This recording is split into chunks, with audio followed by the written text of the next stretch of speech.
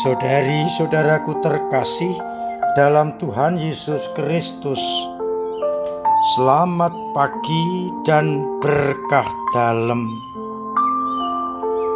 Kita berada di awal bulan November, dan hari ini kita rayakan semua orang kudus.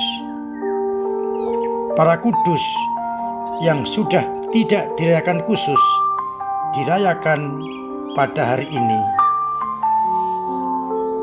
Hari raya ini mulanya dirayakan di lingkungan Gereja Timur untuk menghormati saksi iman yang mati bagi Kristus. Sedangkan Gereja Barat, khususnya di Roma, baru dimulai sekitar pada tahun 609 ketika Paus Bonifasius keempat merombak tempat ibadat kafir untuk dewa-dewi Romawi menjadi gereja yang dipersembahkan kepada Santa Maria bersama para rasul. Awalnya diadakan pada minggu sesudah Pentakosta. Lama-kelamaan menjadi populer dan untuk menghormati semua orang kudus, baik mereka yang sudah diakui gereja resmi ataupun mereka yang belum dan tidak diketahui. Pesta untuk menghormati semua orang kudus gereja yang dalam persekutuan para kudus dengan Yesus Kristus menjadi penyalur rahmat bagi kita. Dan kita syukuri dengan demikian ada manusia atau orang-orang yang menjadi kudus karena relasi dengan Allah yang begitu erat dan rela mengorbankan diri demi Yesus Kristus. Maka hari ini kita bersukacita karena kita menghormati, merayakan semua orang kudus, baik yang dikenal maupun yang tidak, yang hebat maupun tidak, yang hidupnya semakin dekat dengan Kristus. Hari raya ini menunjukkan kepada kita bahwa mungkinlah orang menjadi kudus asalkan mereka tetap sehati berjuang demi Kristus. Bacaan Ekaristi hari ini, bacaan yang pertama dari kitab Wahyu bab 7 ayat 2-4 dilanjutkan ayat 9-14. Yohanes melihat penglihatan, kumpulan besar orang banyak yang tidak terhitung jumlahnya. Mereka terdiri dari segala bangsa, suku, kaum, dan bahasa. Dan mereka telah dimurnikan dengan darah anak domba, sehingga mereka tidak lagi hidup kedagingan, tetapi berdasarkan darah anak domba. Mereka seperti orang-orang yang dimurnikan. Mereka orang-orang yang disucikan. Mereka adalah orang-orang yang keluar dari kesusahan besar karena mengikuti Yesus Kristus. Pada bacaan yang kedua, Yohanes menegaskan, kita akan melihat Kristus dalam keadaan yang sebenarnya, yakni ketika hidup kita sudah menyerupai orang-orang kudus yang diizinkan tinggal bersamanya dalam kerajaan surga. Sedangkan pada bacaan Injil Yesus menyampaikan sabda bahagia.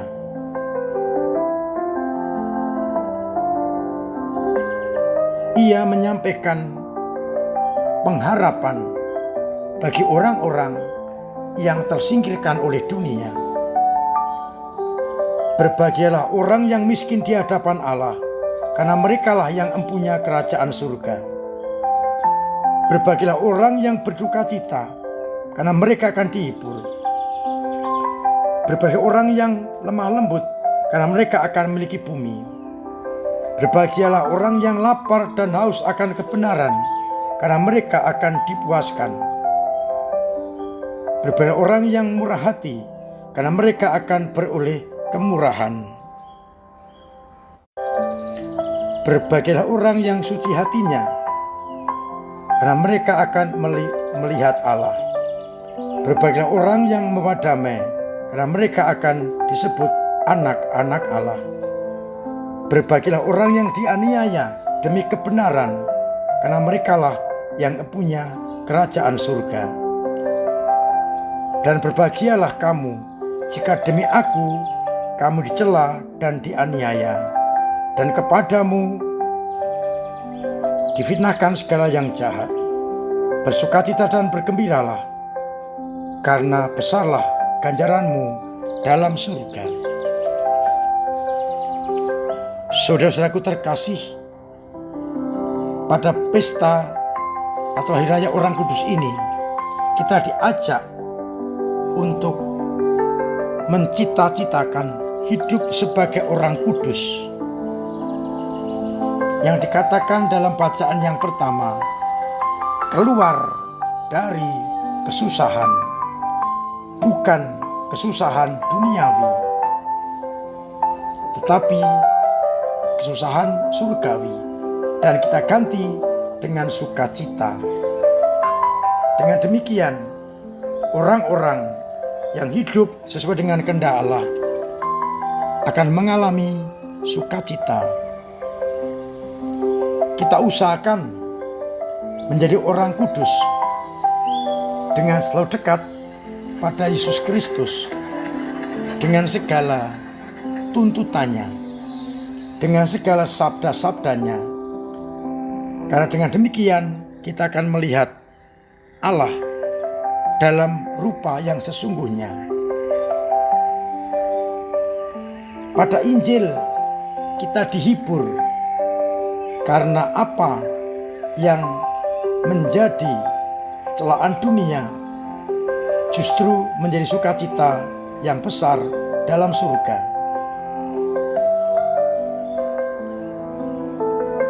Berbahagialah orang yang miskin di hadapan Allah. Berarti saya tidak mengandalkan kekuatan sendiri. Karena merasa miskin, akhirnya mengandalkan Allah dengan segala sabda dan kehendaknya. Orang yang berduka cita juga dipuji bahagia.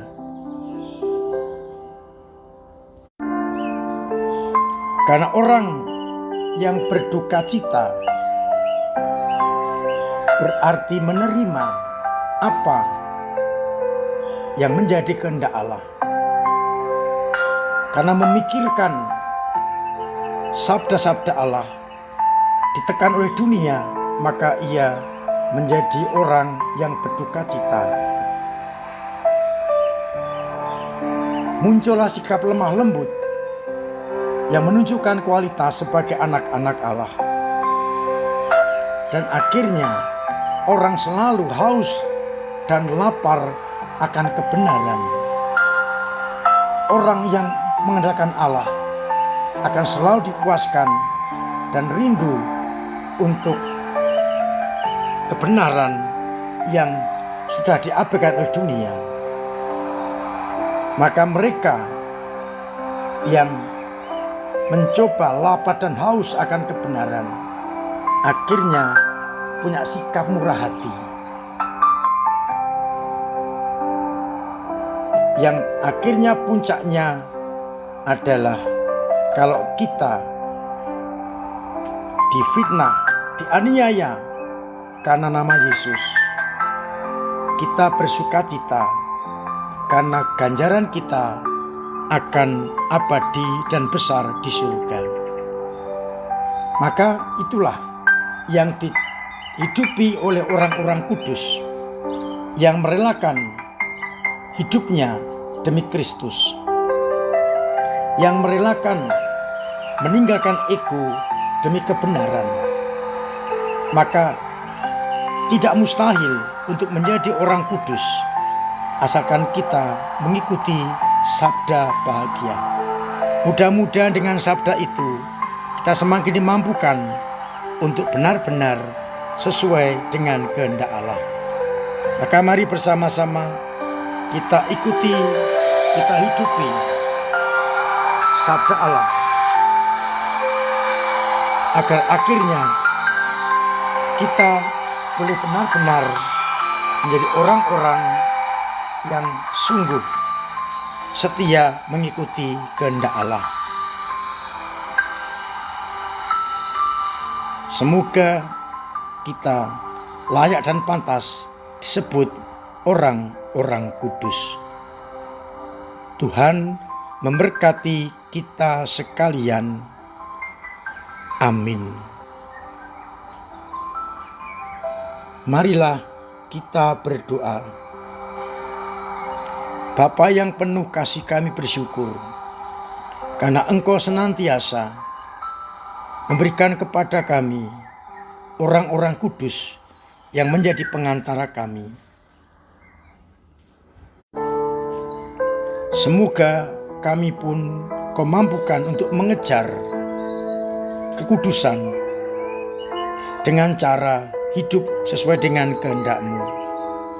Maka kuatkan iman kami yang kadang lemah, kadang jatuh, kadang mandek, agar dengan kekuatan rahmat-Mu kami tetap beriman dengan teguh, tangguh, dan mendalam. Semoga umat-Mu yang sakit Engkau sembuhkan, yang punya beban berat Engkau ringankan, yang punya persoalan Engkau bantu mengurai, agar akhirnya mereka tetap merasakan kasih sayang-Mu. Untuk itu sertai kami dengan berkat-Mu sendiri, Bapa dan Putra dan Roh Kudus. Amin. Saudara-saudara terkasih, tetap saya ingatkan untuk memiliki pola hidup yang sehat, agar kita tetap sehat dan kita boleh terhindar dari segala macam bahaya.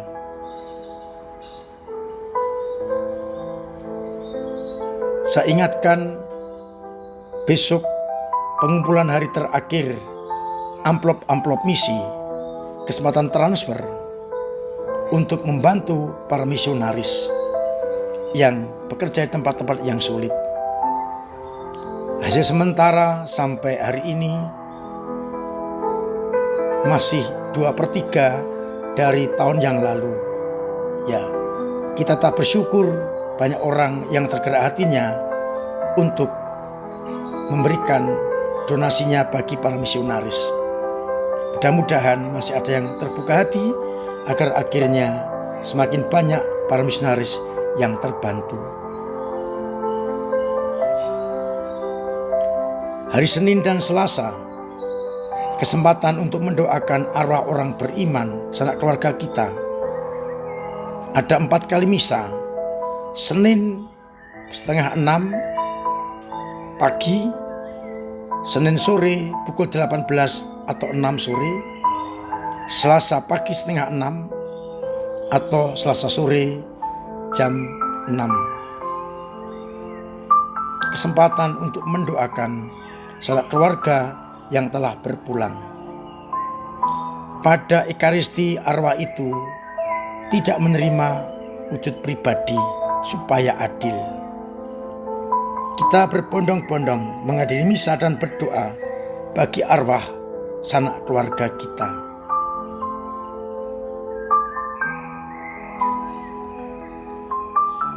Semoga dengan doa-doa kita, arwah sanak keluarga kita boleh beristirahat dalam damai. Kita mohon rahmat Allah agar kita juga siap untuk masuk ke hidup yang kekal kapanpun Tuhan memanggil kita.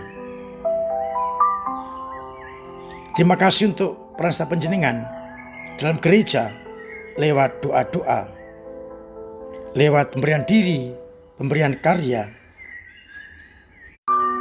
pemberian waktu, dan pemberian dana yang sungguh memperkuat gereja dalam pewartaan. Biarlah dengan cara itu banyak orang tertolong, terbantu oleh gereja, agar akhirnya gereja benar-benar hidup sesuai dengan kehendak Allah, semakin Katolik dan semakin apostolik. Akhirnya saya mengucapkan selamat pagi, selamat merenungkan, salam sehat, Tuhan memberkati.